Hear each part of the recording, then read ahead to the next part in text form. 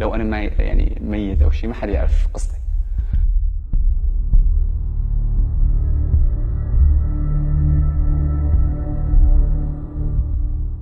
هاي قصتي قصة من بين قصص آلاف الأشخاص بكل فرع من الفروع اللي زرتها.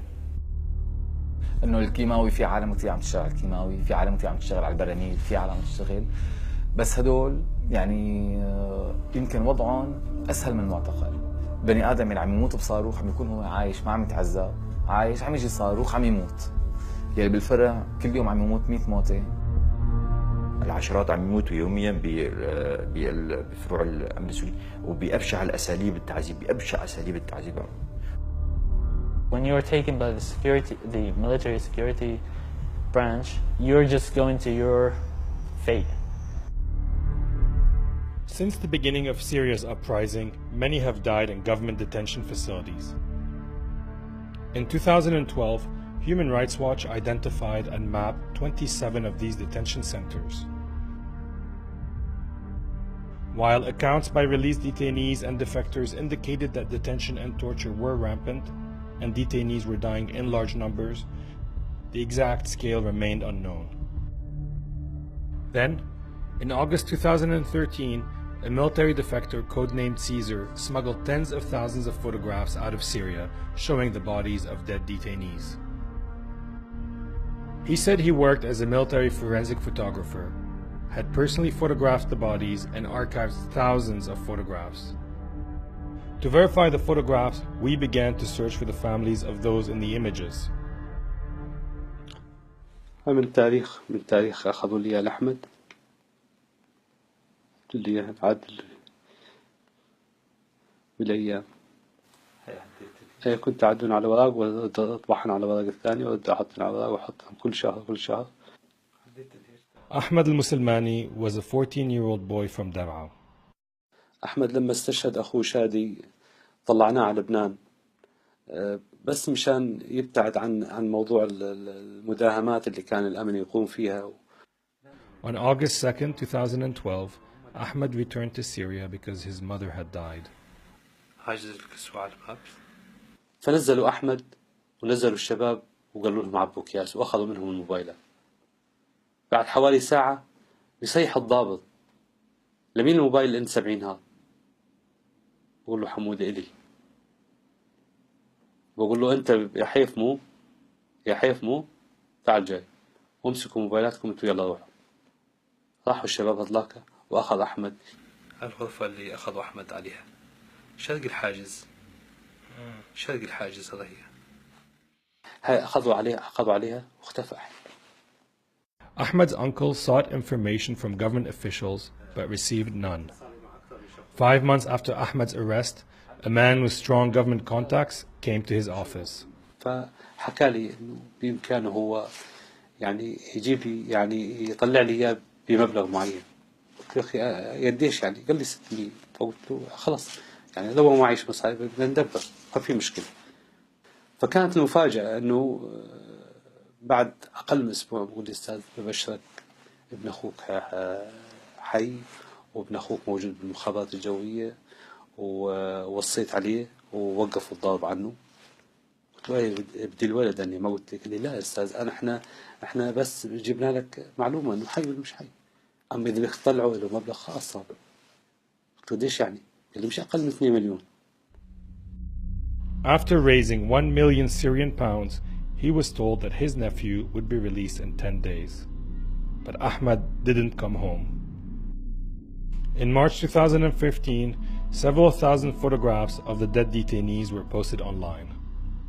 It was the first time families could search for their loved ones among the photographs.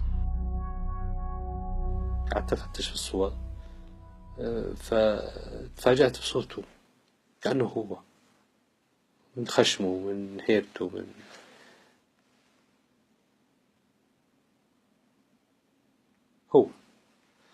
هو أحمد ورقم حاطين لي رقم عليه.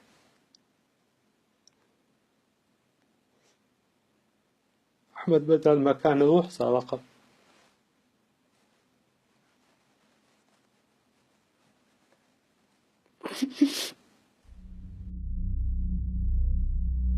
Each dead body was assigned 3 numbers.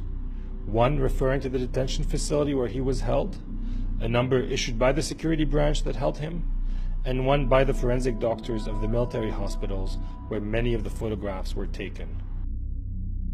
Bodies were transferred according to written instructions. Officials knew exactly how many people were dying. هي عن نظامية عن الواقع الفروع، هي هاي الشغلات. انه انا اول ما فتت على الفرع انصدمت بالمنظر، صدمت بدرجة الشحوب ودرجة النحافة والهالات السود حول العين. انصدمت بهذا الشيء، بعدين شوي شوي انا صرت مثلهم. One of the central questions about the Caesar photographs is, why did so many people die in detention? هلا الغرف هيك، هلا هاد كريدور. Former detainees held in the same places as most of the Caesar victims described the conditions.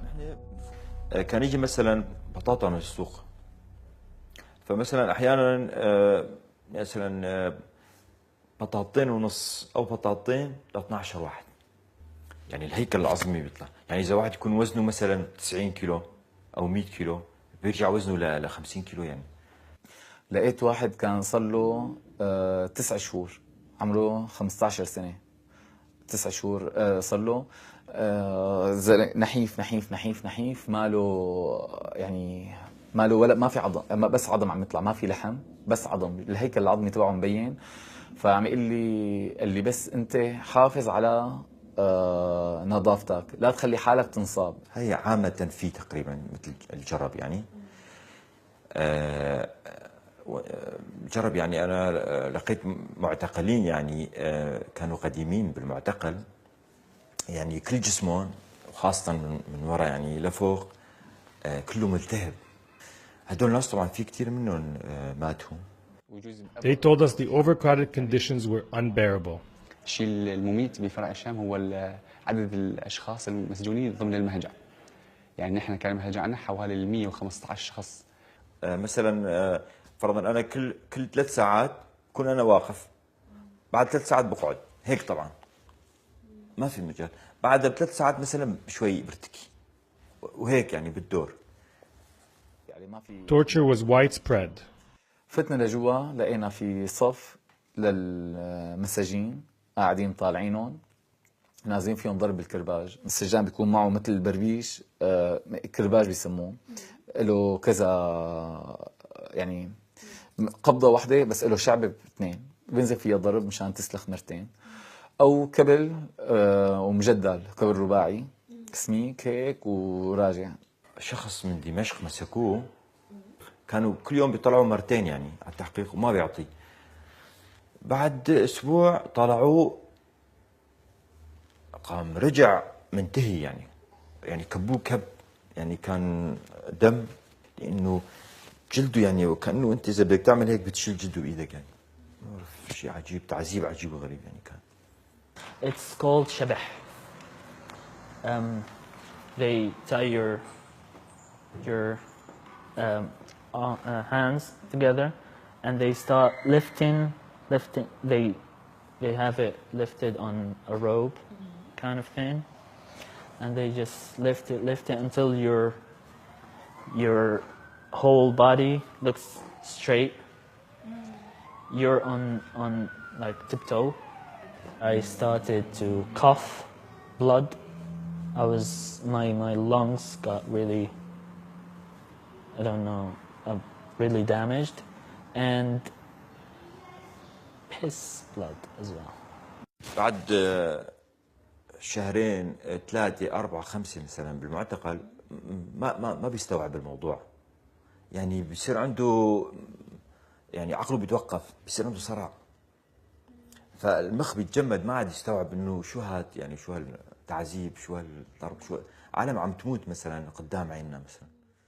Torture, beatings, and even mild infections could have fatal consequences. نادرا ما بتلاقي انه اليوم ما في ولا موقوف، يعني ما حدا مات يعني، ولا باقي الايام 3 4 5 6 وصلت امرار 11. انا مره شاهد على يوم 11 موقوف بيوم واحد صراحه. I'd become one of the guys who wash the dead before they were sent out. So during that period and the after, I had washed 73 people. بتحكي مع السجان انه في هذه الحاله مثلا مريضه كثير او بده يموت، يعني شو بيقول مثلا؟ بيقول بس يفطس الكلب نادوني يعني. We shared a set of the photographs showing 19 victims with a team of forensic pathologists from Physicians for Human Rights.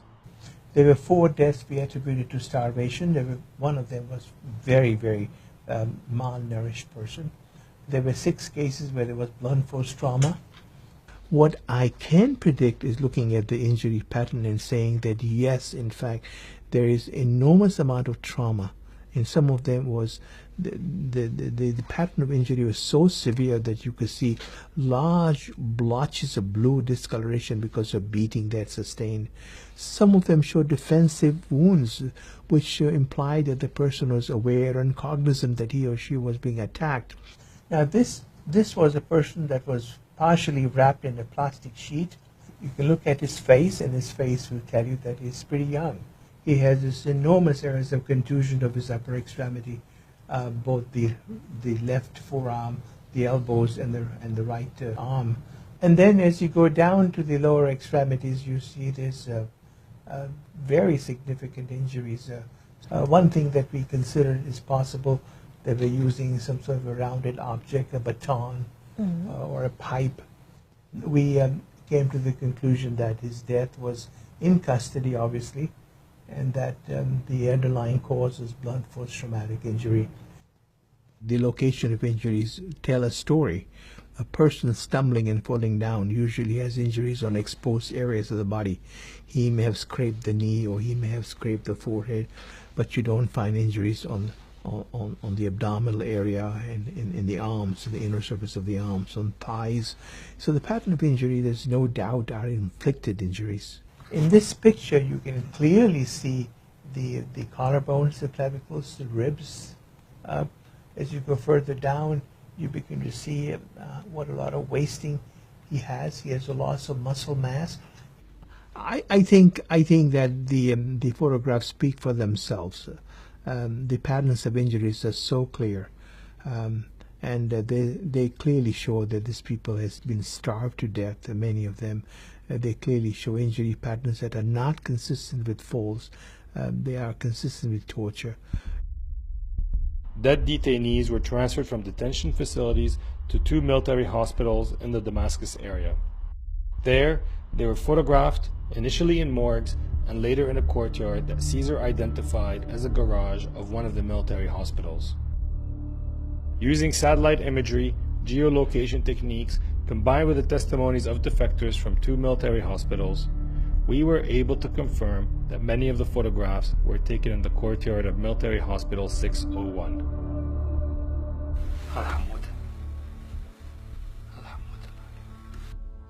كل يوم لازم أتذكره، كل يوم لازم أشوفه.